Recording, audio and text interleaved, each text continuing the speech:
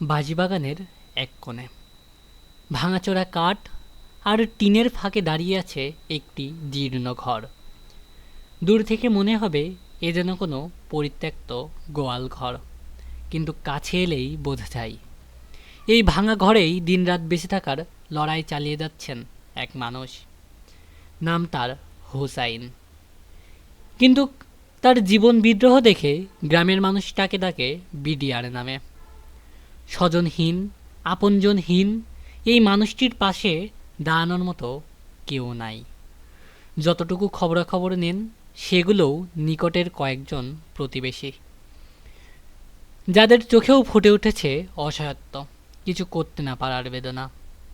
বর্ষায় চাল চুইয়ে পানি ঝরে, শীতে হাড় কাঁপানো ঠান্ডায় কেঁপে ওঠে তার দেহ। ক্ষুধা, যন্ত্রণা আর দুঃখের সাথে প্রতিদিন বাজি রেখে বেঁচে থাকেন তিনি।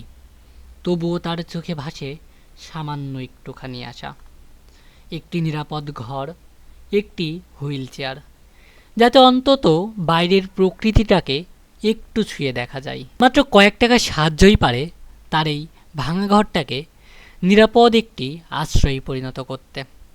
তার জীবনে আলো ফিরিয়ে আনতে পাশে দাঁড়িয়েছেন দিয়া সনটারি ইউথ নেটওয়ার্ক, যারা দিনরাত চেষ্টা করছে যেন বিডিআর নামের এই সংগ্রামী মানুষটির জীবনে আবারও জ্বলে ওঠে আশার আলো।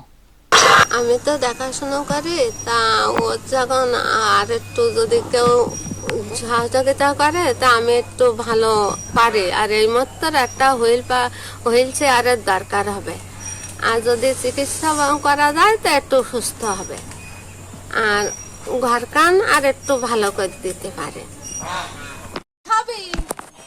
এই বিডিআর, এই কথা বল। ও কথা বলছি না, মারবান দেখছেন ধরে। এই কথা বল, এই কি খাবি? এই বিডিআর, কি খাবি? কি খাবি? কি খাবি? এই ভাত খাবি? মাছ খাবি?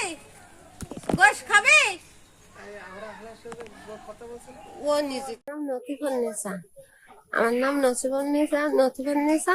আর হলো ওই ছেলেটার কেউ নেই আপন বলতে, তা যদি একটা হুইল চেয়ার হয় তাহলে চলতে পারে মনে হয়।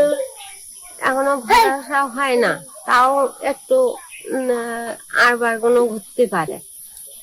আর হলো যদি কেউ হেল্প করে আমি একটু পারি, নয়তো আমারও মানুষটা খুব অসহায় মানুষ। আমরা গ্রামবাসী যতটুকু পারি দেখাশোনা করি, খুব কষ্ট পায় লোকটা খুব কষ্ট পায়। তা এই পাড়ার লোকের দিকে ভাত টাত দেয়, তাই খাই উঠতে পারে না, বসতে পারে না, ওইভাবে শুয়ে থাকে কাদার পরে, একদম কাদার পরে শুয়ে থাকে। তা আপনারা যদি একটু পারেন তা কিছু একটু সাহায্য করেন।